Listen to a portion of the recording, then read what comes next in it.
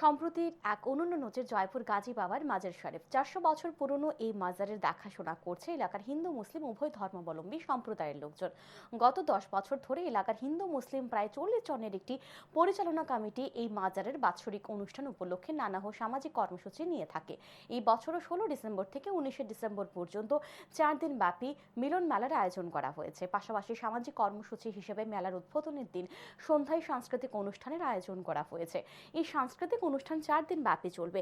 রক্তদান শিবির ও সাংস্কৃতিক অনুষ্ঠানের উদ্বোধন করেন এলাকার বিধায়ক মেয়র দীপক মজুমদার। উপস্থিত থাকবেন কর্পোরেটর তুষারকান্তি ভট্টাচার্য, নিতু দে গুহ, বিশিষ্ট সমাজসেবী অমিতাভ ভট্টাচার্য ও জসিমউদ্দিন। সোমবার জয়পুর গাজী বাবার মাজার শরীফে সাংবাদিক সম্মেলন করে এই বিষয়ে জানান মাজার পরিচালনা কমিটির সভাপতি সুবল দাস সহ অন্যান্যরা।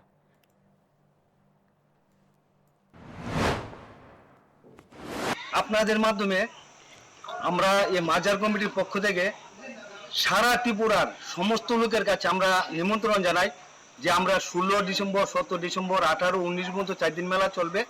4 দিন যাতে সবাই আমাদের এই মেলাতে এসে আনন্দ ভোগ করে। সেই মেলাটা আজকে 400 বছর পুরানো মেলা।